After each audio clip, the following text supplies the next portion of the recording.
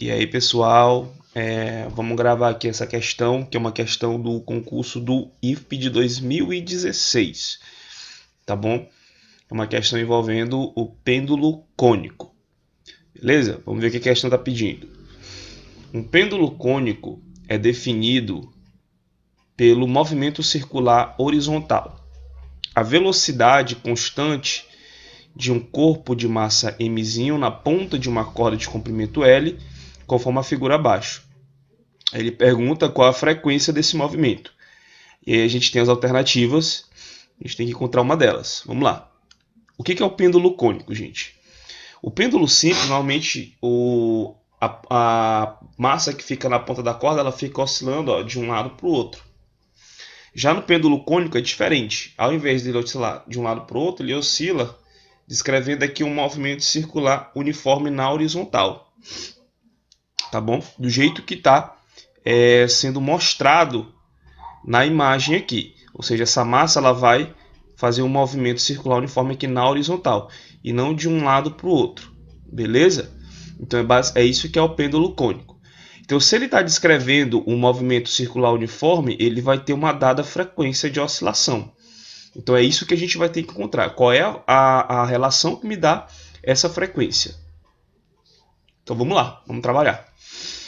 Primeiramente, vamos analisar as forças que estão envolvidas aqui no movimento, tá bom?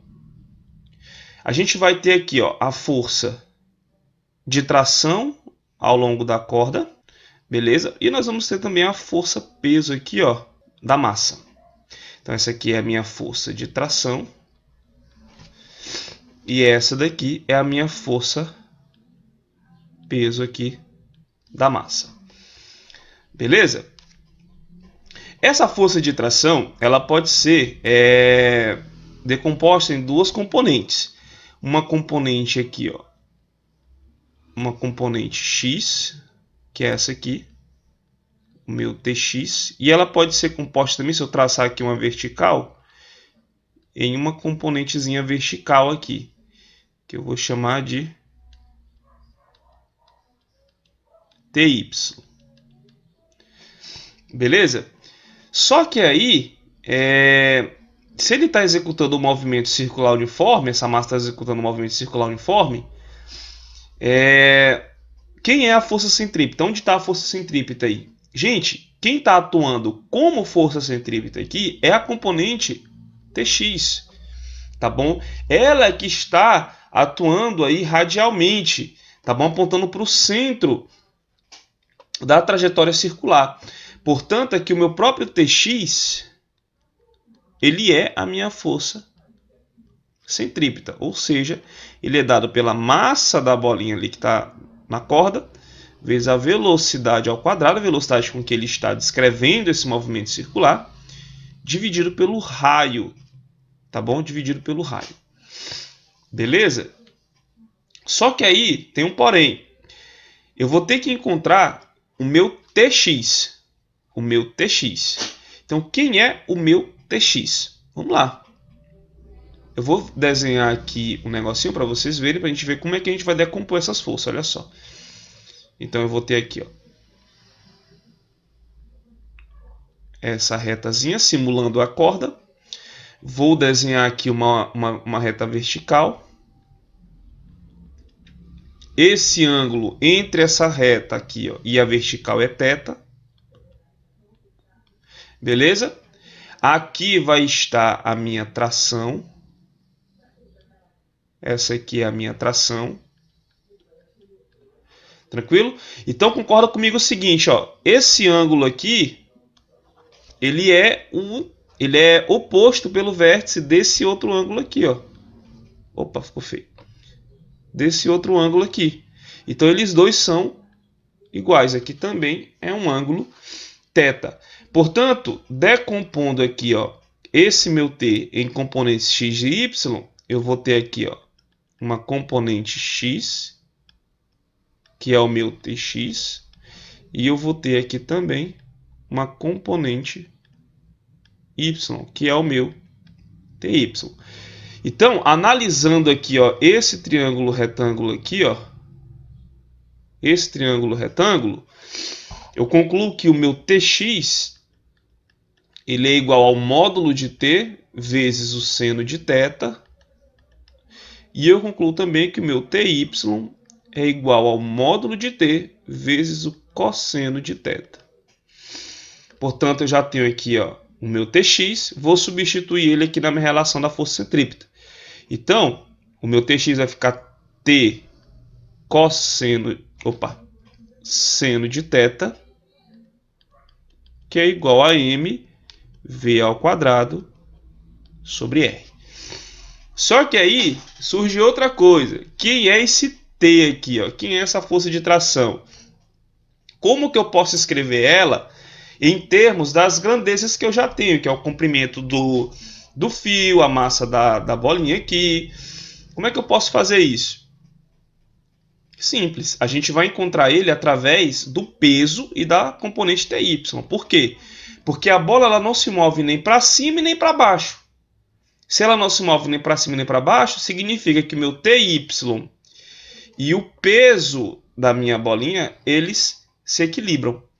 Então, eu vou ter aqui, ó, que o meu TX, que o meu TY, aliás, é igual a mg. Portanto, como o meu TY, vou descer aqui um pouquinho. Como o meu TY, ele é igual, né, a T cosseno θ, tá aqui, ó, T cosseno θ. Então, eu vou ficar com T cosseno θ igual a mg. Então, daqui eu tiro que meu T é igual a mg sobre cosseno θ. Beleza? Tá aqui o meu T. Vou selecionar aqui, vou colocar lá para cima. Então, tá aqui o meu T.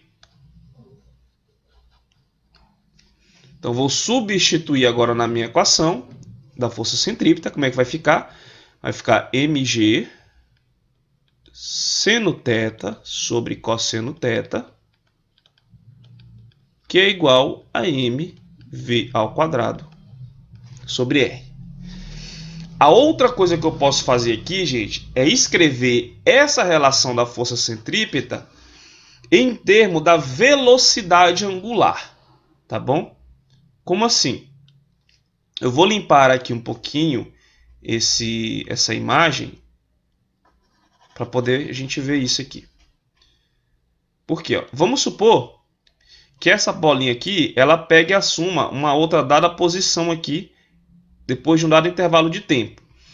Ela variou um dado ΔS e também variou um dado ΔΦ, um dado ângulo. Esse ΔS aqui, ó, ele pode ser dado por R, né, que é o raio, vezes ΔΦ. Se eu dividir ambos os lados aqui por ΔT, eu vou chegar ao seguinte, ó, que ΔS sobre ΔT é igual a R ΔΦ sobre ΔT. Tá bom? E aí, gente, o que significa isso? Ó, a velocidade média com que essa partícula executa esse movimento aqui, circular, é igual ao raio vezes a velocidade angular média, que é a taxa de variação do ângulo no tempo. Então, como a velocidade ela é constante, tá aqui, ó, a velocidade ela é constante. Nesse caso, a gente tem que a velocidade média e a velocidade instantânea, que é a velocidade em qualquer instante de tempo, elas são as mesmas. Então, ds dt, que é a minha velocidade instantânea, é igual a r dφ dt. Isso aqui é v igual a r vezes ômega, onde esse ômega é a minha velocidade angular. Tá bom? Então, posso pegar tudo isso aqui e substituir aqui no meu v. Então, como é que vai ficar isso? Ó? Vai ficar mg seno θ sobre cosseno θ igual a m r ao quadrado ômega ao quadrado sobre r. Posso cancelar um R daqui com R de baixo. Então a gente fica com esse seno de teto sobre cosseno de teto vai ficar tangente de teto, vai ficar MZ tangente de θ igual a MR ômega ao quadrado. Cancela as massas aqui, ó. Então eu vou ter o seguinte, ó, que meu G tangente de θ é igual a R ômega ao quadrado. Por que eu escrevi isso em termos da velocidade angular? Pessoal, eu vou utilizar aqui o período. E o período ele tem essa dependência com a velocidade angular. Por quê? Olha só, o período de um movimento circular uniforme é o tempo que ele demora para dar uma volta completa. Então, se a volta completa é dada por 2π vezes r, que é o ângulo 2π, que é o ângulo de uma volta completa, vezes r, aí tu vai ter o comprimento da circunferência completo, dividido pela velocidade. A velocidade, a gente já viu que é r vezes ômega. Então, isso aqui vai ficar como? Vai ficar 2π r, né, sobre r vezes ômega. Já corta aqui, ó, um r com um r aqui. Então, a gente chega que o período, eu vou até botar aqui, ó, TP, para não confundir com a tração. O período é igual a 2π sobre ômega. Beleza? E como que o período relaciona-se com a frequência? Cara, o período ele é o inverso da frequência. Então, a frequência é o inverso do período. Beleza? Portanto, a frequência aqui vai ser ômega sobre 2π. Porque o inverso do período inverte essa razão aqui. Fica que vai ser F é igual a ômega sobre 2π. Então, quem é ômega? Daqui eu posso tirar meu ômega. Ó. Daqui eu tiro que minha velocidade angular é igual a raiz de G tangente de θ sobre R. Tá aqui o meu ômega. Pego ele e jogo aqui, ó. Pego ele e jogo aqui. Eu vou ficar que a minha frequência é igual a 1 sobre 2π raiz de G tangente de θ sobre R. Tá aqui. E qual é a letra que me dá essa relação para a frequência? Tá aqui, ó. Letra B. Ou seja, a frequência é 1 sobre 2π raiz de G tangente de θ sobre R. Tá aqui a mesma coisa, ó. Raiz, ó, 1 sobre 2π raiz de G tangente de θ sobre R. Tá bom?